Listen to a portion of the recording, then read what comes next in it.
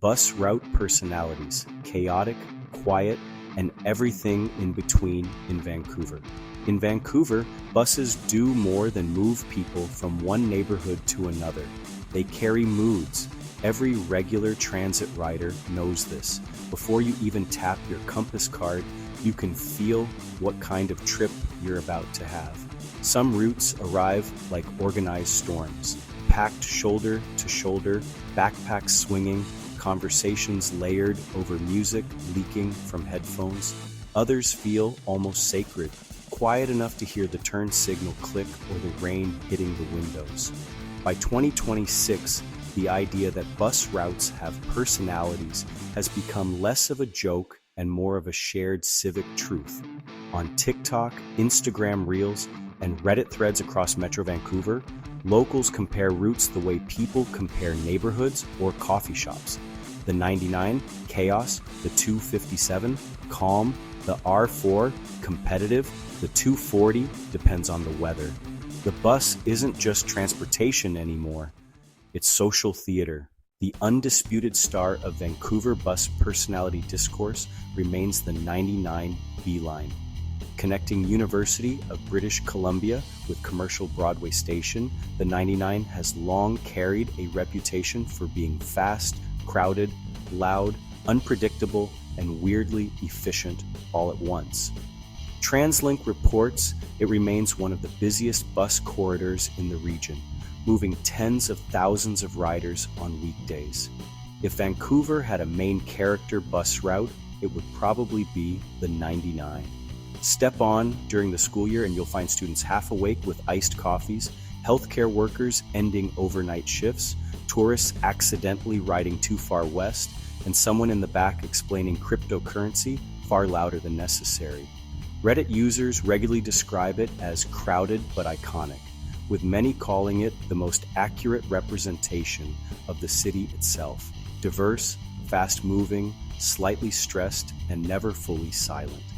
Then there are the quiet routes running through the North Shore, late evening neighborhood loops, or early morning commuter lines can feel completely different. The 240 bus or 257 express can feel almost meditative outside rush hour. Riders look out the windows toward the inlet or mountains, scrolling silently or simply watching the rain move down the glass. No one is trying to make eye contact, no one is performing. Everyone seems mutually committed to peace. Urban sociology helps explain why this happens. Scholars who study public transportation describe transit as a social micro-public, a shared temporary environment where strangers negotiate space, behavior, and unwritten rules. On buses, personality forms through repeated patterns, crowding, route geography, age demographics, trip purpose, and timing. A university route behaves differently from a suburban commuter route. A bus to downtown nightlife at 11:30 p.m. feels different than the same bus at 6:15 a.m. And Vancouver riders notice. On social media in 2026, transit observations have become their own genre. Instagram transit meme pages post, "Which Vancouver bus are you?" Personality charts.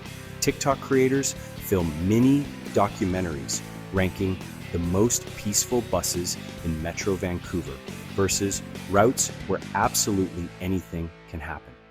One popular Metro Vancouver transit reel described certain buses as having NPC energy, while others have boss battle energy. Humorous? Yes, but also revealing. These conversations show how deeply transit shapes emotional life in the city. For students, the bus can feel like a mobile study hall or decompression chamber between classes and work. For service workers, it's a transition space between public-facing labor and private recovery. For newcomers to Vancouver, it's often one of the first places where they learn the rhythm of the city.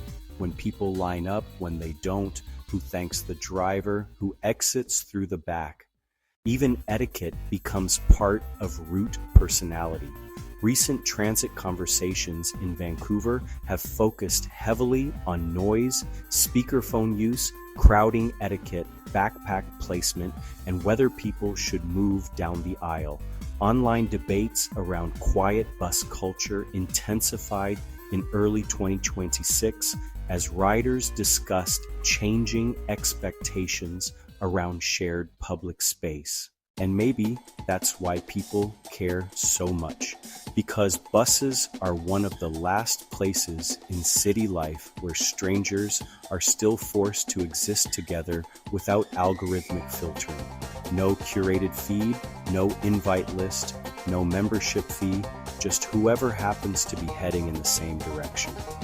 A Vancouver bus can be awkward, loud, boring, chaotic, peaceful, delayed, or unexpectedly beautiful. Sometimes all within 12 minutes. You board in Lynn Valley beside a trades worker, a student, a parent with a stroller, a tourist with skis, and someone headed downtown in club clothes at noon. Nobody planned to meet, yet for 20 stops, you're sharing the same moving room. That's what gives bus routes their personality, not the schedule, the people, and in Vancouver in 2026, every route tells a slightly different story. Settings: make the background music fast and energetic, add bold subtitles with popping effect. Use ISVi as watermark text. Use YouTube audio library, only use appropriate media. Use my voice for the narrator.